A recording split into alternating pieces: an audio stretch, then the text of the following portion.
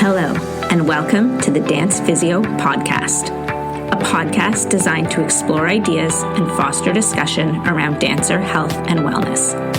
We're here to challenge the status quo, bridge the gap between dance science and the studio, and help change the landscape of the dance industry for the better. I'm your host, Erika Mayall, a dancer turned physiotherapist who is deeply passionate about leaving the dance world better than I found it. I'm so glad you're here. Let's get started. Hello, everyone, and welcome back to another episode of the Dance Physio Podcast. I am your host, Erika Mayall.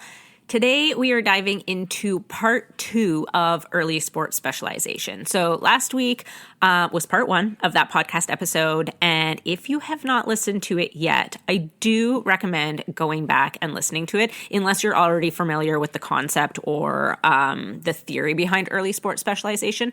So in last week's podcast episode, I really dove into what early sport specialization is, the definition of it, some of the reasons why it's maybe increased in popularity or become sort of the norm in the last few years, and also then talked about some of the drawbacks or concerns that we have around youth athletes who are specializing in one sport earlier in their career.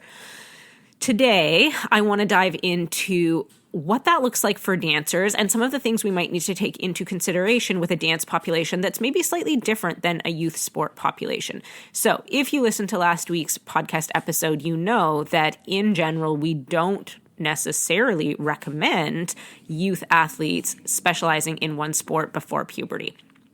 However, when you look at the research and the studies that they've done, and again, there's not a lot of studies that have been done specifically in dance on this topic, but some of these studies have found that for most sports, early diversification is preferred. And so that means like participating in more than one sport. However, artistic sports may be the exception to that. And so they have looked at artistic sports like rhythmic gymnastics and those types of artistic sports. And dance would definitely fall more into that category. And it makes sense that when we consider early sport specialization, we want to discourage that in our youth athletes who are participating in more, I'm going to call them mainstream sports. I don't really know if that even makes sense, but there's a lot of crossover that happens from a physical literacy standpoint, regardless of whether you're playing basketball or volleyball or soccer or things like that. And so we want younger athletes to have a large variety and big exposure to a lot of different movement patterns, a lot of different movement experiences, and we call that physical literacy. In an artistic sport, there's potentially less crossover with other non-artistic sports, and then there is also the need to develop the artistic side of that sport or activity. And so in some cases, earlier specialization may be necessary to develop and hone some of those artistic skills. Again, we do not have the research to show this like one way or another, but the studies that have looked at it have sort of said potentially in artistic sports, specialization may be needed earlier. What does that mean? We don't know. Does that mean that you have to specialize at 6 years old? No, probably not. But does it mean that dancers may be participating in more intense hours of dance training or more dance training at an earlier age than potentially other sports? And we see that reflected in dance practices as they are right now in our pre-professional dancers, in our competitive dancers. The age at which their training intensity sort of ramps up or their training load ramps up is potentially younger than other sports that we see in terms of youth sports. So I've talked about that a little bit before when in the podcast episode when we've talked about training loads and what those recommendations are. Where do we look at those kind of training hours in terms of recommendations? And those hours are probably higher than what some other youth athletes are participating in other sports. And the reason for that is obviously the need to focus on and work on the artistic side of things.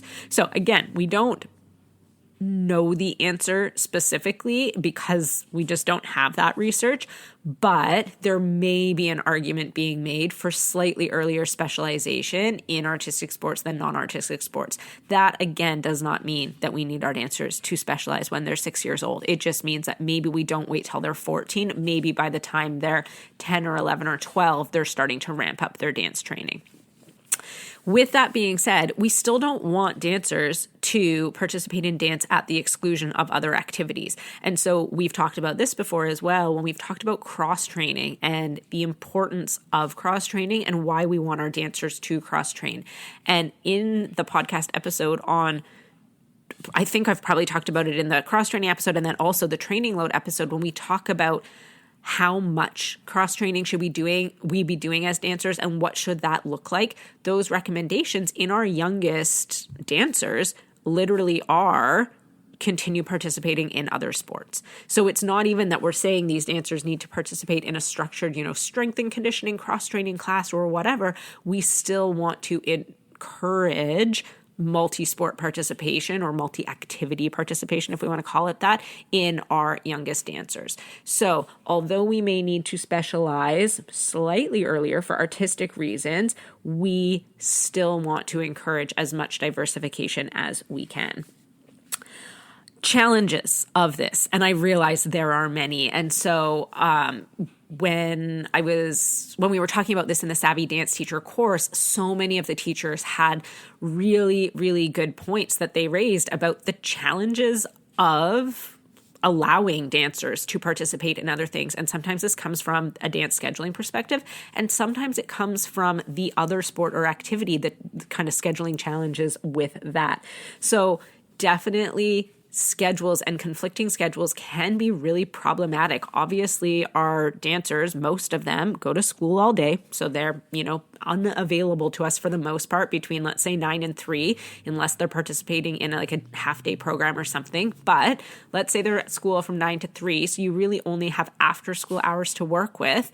And then they're dancing 10, 12, maybe 15 hours a week, and then trying to fit in other sports around that as well. And like we talked about on last week's podcast episode, other sports are demanding that kids specialize earlier as well. So in the past, where it may have been possible to have a dancer who still played soccer because the soccer was just like one practice a week and then a game on the weekends, and the game was on a Sunday and they didn't dance on a Sunday, so it was fine, it all worked out. The soccer now maybe is requiring or demanding that the soccer player, if they want to continue to play at like whatever level that their team is playing at, that they actually have now 4 practices a week and maybe a strength and conditioning session and then games, and maybe a lot of those games involve travel now as well. And so the scheduling becomes very complicated and problematic. And I think that is the number one reason why we see dancers sort of drop out of other sports if they do want to focus on dance. And as much as they might be like, I still really love soccer, I really like playing it, they may just, from a logistical perspective, it might be hard for them to continue to do that. And then, like I said, some of those other sports are sort of trying to force their hand at, prioritizing that sport, whether it be hockey or soccer or volleyball or whatever. I do see a lot of dancers who do try and participate in school sports. So whether that's track and field or, volleyball is quite a short season where we live, or some of the playing on some of their school teams. And sometimes that can be such a nice kind of happy medium, if you will, because those teams are often school teams are often a bit of a shorter season and typically a little bit less demanding in terms of the intensity of training and the scheduling. And oftentimes they're immediately right after school and things like that. So if we have dancers who are interested in playing another sport, then certainly trying to encourage and facilitate that can be hugely beneficial. So those are just some considerations about, with dancers, why we might see earlier specialization, and also, things we need to, challenges with dancers continuing to play or participate in multiple sports. I do want to try and offer some solutions because sometimes I feel like this podcast is a little bit not doom and gloom, but, identifying kind of issues within the dance world and then not always providing lots of solutions and just lots more questions than answers sometimes. So I do want to offer a few ideas of things that we can do as either parents or as dance teachers or studio owners or whatever in terms of trying to make sure that our dancers have the ability to participate in multiple activities, at least until puberty and ideally even beyond that. So one of the things, and it sounds so basic, but just encouraging them to participate in other activities. I think within the dance world, that's not common. Dance teachers aren't often sort of saying, hey, you should really go and try out for track and field for your school. Like you'd probably be good at it or whatever. There's not often a lot of that encouragement. And even parents, a lot of the parents are not necessarily encouraging their dancer to participate in other things. So just simply encouraging our dancers to explore and participate in other activities can be super helpful. Also, encouraging dancers to explore activities that are maybe not so mainstream, because a lot of dancers gravitate to dance because they don't necessarily like playing other sports. The number of dancers who are like, I hate soccer, I don't want to play anything with a ball, they just don't enjoy those types of things. There are often activities that they may enjoy. And so sometimes thinking outside the box a little bit, I've had dancers who have tried out things like rock climbing and absolutely loved it. Or I have a dancer who mountain bikes a ton, just with her friends and family on weekends, like not competitively, but like mountain biking is her thing. And we live in a mountain bike area. So it's unsurprising, but you don't think of, a ballerina also then being a mountain biker, but just things that are maybe a little bit out of the box can sometimes appeal more to dancers than some of the traditional structured team sports like soccer or things like that might be what they're thinking about when you're like, hey, do you want to try another sport or activity? So certainly encouraging them to branch out, try other things so that they have other movement experiences. I know for me personally, when I was a kid, I didn't do anything except for dance until I got to high school. And when I got to high school, I kind of always had wished I had tried other things. My parents just never put me in anything. And obviously I loved dance and I was dancing so much that I'm sure my parents were just like, we don't have time for that or whatever. Anyway, I, in high school, ended up trying out for the field hockey team. And it was less intimidating for me coming from a non-sporting background because most people that were trying out when we first got into high school had not played field hockey before. So most of my friends on the team had played other team sports like soccer and baseball and things like that. But most of them, I think I only had one or two friends who had ever played field hockey before. So everyone else was also new to the sport when we came into high school in grade 8. And that made it a kind of less intimidating sport to try out for. And I ended up playing field hockey all the way through high school. And I'm so, so glad that I did, because then as an adult to just recreationally pick up sports or other activities with friends. If friends on the weekend are like, hey, I want to go play a pickup game of soccer, or let's go play ultimate frisbee or things like that, I was so much more willing to try those activities having had some sort of a sport activity. Whereas I think if I had only ever danced, I would have felt very intimidated in other sporting settings. And I know from talking to a lot of dancers, they feel similarly, where they've only ever danced their entire life. And then, maybe when they graduate or when they're adults, they don't want to dance anymore. And they don't really feel like they have the skill to do anything else. And so at least introducing them to other activities allows them to have more movement diversification later in life and into adulthood as well. Sorry, that was a bit of a tangent. But anyway, we want to try and encourage our dancers to participate in other activities. We also want to try and build dance schedules that allow for a little bit of wiggle room if there are dancers who are also trying to juggle another activity.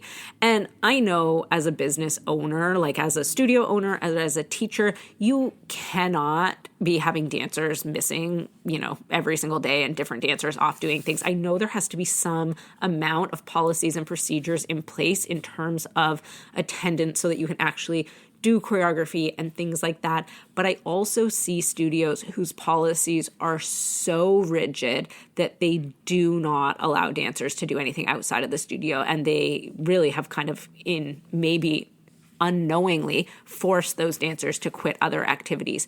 So I think that potentially considering what your policies and procedures are in terms of, attendance at technique-based classes versus, or like an open class versus a choreography class. And obviously it would need to be mandatory for choreography classes, but maybe we can structure schedules that there's a certain number of open or technique classes required in a week, but you can come to, say there's 4 of them on the schedule and the dancers have to come to 2 out of those 4 and they can pick which days and times or something. I don't know. I'm just making up ideas. So things like that, where there's a little bit more wiggle room in the schedule, making sure dancers have days off in your schedule. And so trying not to have dancers be at your studio 6 days a week, because that really does not allow them to participate in anything else. Whereas if they have a day off from dance on a weekday, say they have Thursdays off, they may choose to go participate in swimming on a Thursday or rock climbing or something that is different. And then ideally they still have a rest day on another day of the week, like on a Sunday or something. But having the schedule be flexible enough that they can participate in other things. And again, I know that we can never make it flexible enough that they could participate in another team that is also demanding that their time be their priority. But if they can even participate in something else recreationally, we really want to encourage that as much as we can. We also want to promote cross-training opportunities or provide them ourselves. So we've talked about this on the cross-training podcast episode, and I'll link that in the show notes as well as the one on training load. So I'm not going to, dive into too much detail on that, but we want to really encourage and promote and teach our dancers the benefits of it because, again, a lot of dancers are just obsessed with dance. They only want to be dancing. So unless they're hearing that information from the people they respect the most, their dance teachers or the dance studio, they may not go out and seek out those other movement experiences. But if the studio and the teacher is telling them how important cross-training is, they might be more likely to go out and seek out those opportunities. We also want to potentially consider providing some sort of psychological or mental skills training or things like that to our dancers, sports psychology type services. I'm not suggesting that teachers should be the ones providing these services within class. Obviously, it requires a special skill set, but making connections within the community and bringing somebody in for guest talks and things like that. We know from last week's episode that one of the biggest concerns with early sports specialization is the psychological toll that it can take on athletes, or in this case, dancers. So we want to try and give them resources and supports to address that. So if we have, dancers who we know are specializing earlier, we want to make sure that we're doing it in as healthy a way as possible. And so things like cross-training and stuff are going to address some of the overuse training injuries that we see. But similarly, we need to provide them resources for the psychological side of things. So incorporating some mental skills training and things like that within your dance programming, whether it just be like a one-off workshop or if it's a regular thing, is so valuable to our dancers. And not just from this perspective, but obviously from lots of other perspectives as well. We want to try and help our dancers focus on dance life balance. This is much easier said than done. A lot of our dancers eat, sleep, breathe, dance, and many, many, many dancers, their identity becomes wrapped up in being a dancer or, in the world of dance. And a lot of dancers maybe don't have huge social networks outside of the studio and outside of their dance community. But as much as we can, and whether you are a parent or a teacher, we really want to try and promote a dance life balance so that these kids have other interests and other friends and other activities outside of dance, because that's really going to help combat the burnout side of things, where if you are spending, 15 hours of your week in the dance studio, but then even all the times you're not in the studio, you're only hanging out with dance friends and you're only thinking about dance and you're rehearsing and practicing dance and all of that, you are way more likely to experience burnout and then to end up quitting dance versus being focused and dedicated during those 15 hours a week in the studio. But then outside of the studio, if you have a great social network and other interests and other hobbies, and these don't have to be physical hobbies like this, I'm now talking about just like in terms of being a more well-rounded human being, but just having hobbies that are outside of the dance world, that can really, really help to combat that psychological side of things, and then also that burnout that leads to the dropout rates that we see with early dance specialization.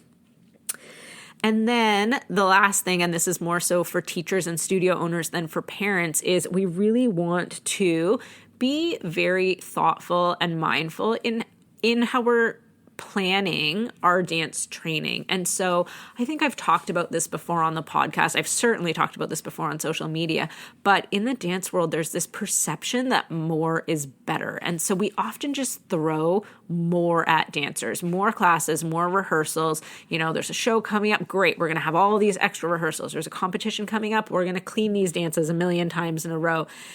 And we're really not doing anybody any favors by doing that. We want to be very, very thoughtful in our planning, and whether that's like season planning or class planning or whatever, to make sure that we are optimizing the time we have with dancers so that what we are delivering is high quality and is getting to the point and is achieving what we need it to achieve, but without burning these dancers out with sort of like unnecessary or needless kind of extra planning. Extra training. So really focusing on planning. And like I said, whether that's the actual class structure and making sure that, okay, we're hitting the artistic elements, we're hitting the technical elements, we want to do all of that really well in a class and not wasting time in a class. And then also planning things more kind of seasonally, like competitions, rest and recovery. So more of that periodization that we've talked about before.